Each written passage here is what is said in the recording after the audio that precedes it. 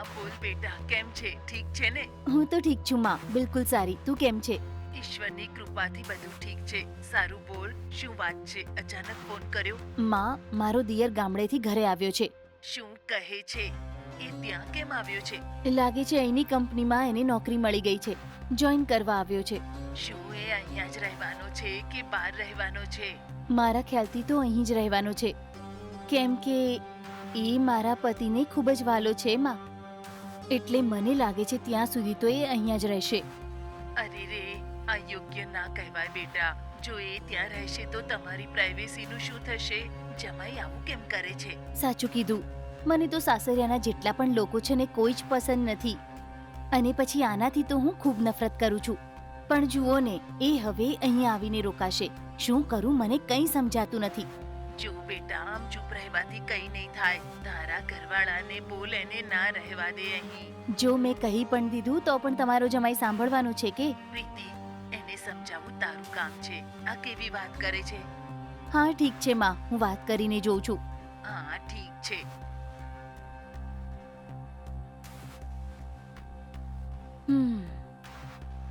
શી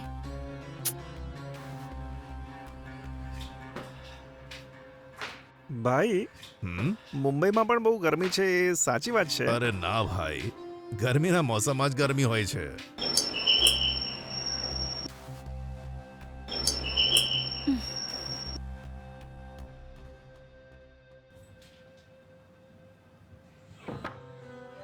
આવો. હમ હાલો ભાભી, ફ્રેશ માટે જ થેન્ક છે. યુ.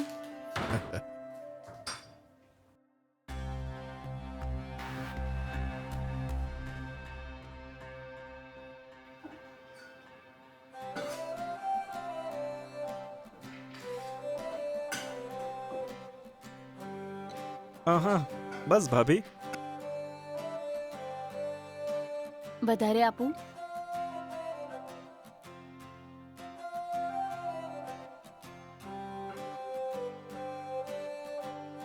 હા બસ.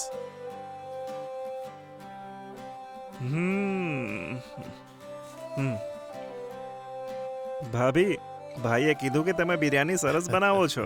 પહેલા તો મને વિશ્વાસ જ ના થયો, પણ તમે જે આ બિરયાની બનાવી છે ને એકદમ મસ્ત છે. ખૂબ જ ટેસ્ટી છે ભાભી. બિરયાની બનાવવામાં તે એક્સપર્ટ છે અને એમાં એને કોઈ હરાવી નથી શકતું. કરેક્ટ ભાઈ. બરાબર છે ને? તમે પણ શું આમ વખાણ કરવાના બંધ કરો. પહેલા પેટ ભરીને જમી લો. હા ઠીક છે ભાભી.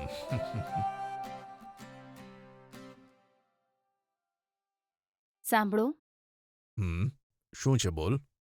થોડી વાર આ મોબાઈલ તમારા હાથથી દૂર રાખો તો. કેમ?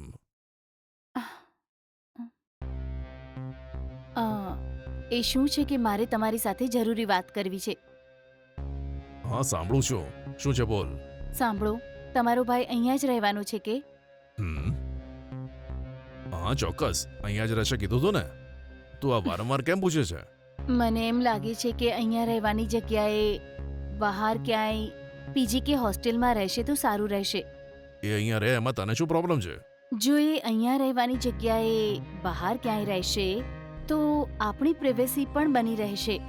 જો એને મેં અલગ રૂમ આપી દીધો છે, તેથી તારી પ્રાઇવસીમાં કોઈ અડચણ નહીં થાય. ના જી, મને તો લાગે છે કે એમનું બહાર રહેવું જ સારું રહેશે.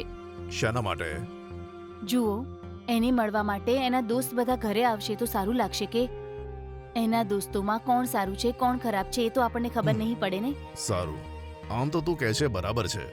મારા ભાઈના ફ્રેન્ડ્સ જો એને અહીંયા મળવા આવે તો તેમને બહાર જ મળી લે એવું હું એને કહી દઈશ. ઠીક છે? એ વાત નથી, ખબર નહીં કેમ મને. જો સાંભળ, મારા સિવાય આ શહેરમાં એનું કોઈ નથી અને તે આજે પણ મારા માટે નાનું બાળક છે. મારા મત પ્રમાણે જો તે અહીંયા જ રહીને ઓફિસે જાય તો તે બરાબર છે. જો તે બહાર રહેશે તો બની શકે હોસ્ટેલનું ખાવાનું ખાય અથવા કોઈ હોટલમાં જઈને ખાશે. એનાથી એની તબિયત બગડી જશે. સાંભળ, તે એક વાત વિચારી કે આપણી કોઈ ઓલાદ પણ નથી અને આટલા મોટા ઘરમાં આપણે બંને એકલા છે.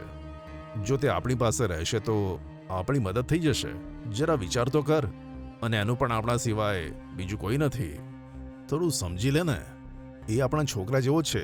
જો આપણો છોકરો તો બહાર મોકલે તને. જેવી તમારી મરજી. સારું. હમ.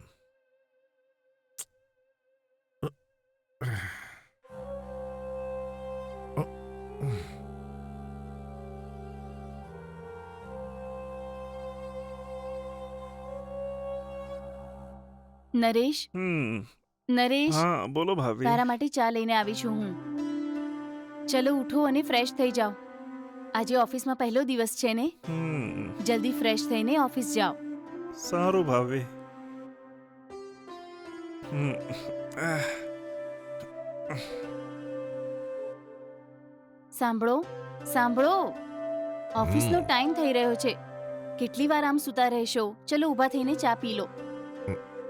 ઉઠો ને. સારું.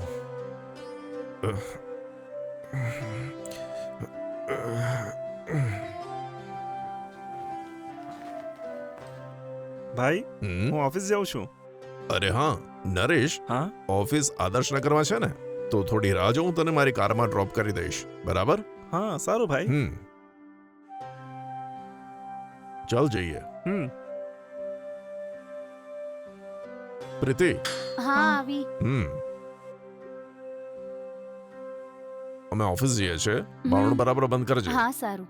હમ.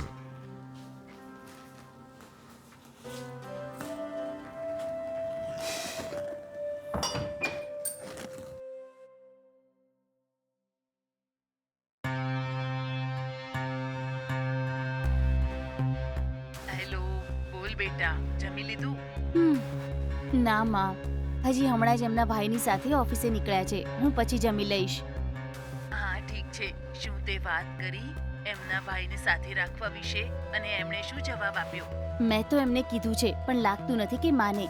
એમનો ભાઈ એમની સાથે જ રહે એવું ઈચ્છે છે. શું કહે છે? એવું એમણે કીધું?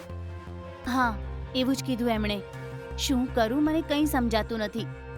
જો એ છોકરો અહીંયા રહેશે ને તો અમારા બંનેની ખુશીને ગ્રહણ લાગી જશે. તું સાચું કહે છે.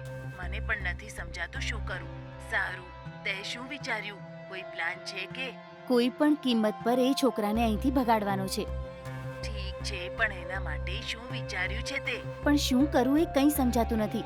કોઈને કોઈ પ્લાન બનાવીને તારા પતિને કહીને એને બહારનો રસ્તો દેખાડ. સમજી ગઈ ને? હા સમજી ગઈ માં.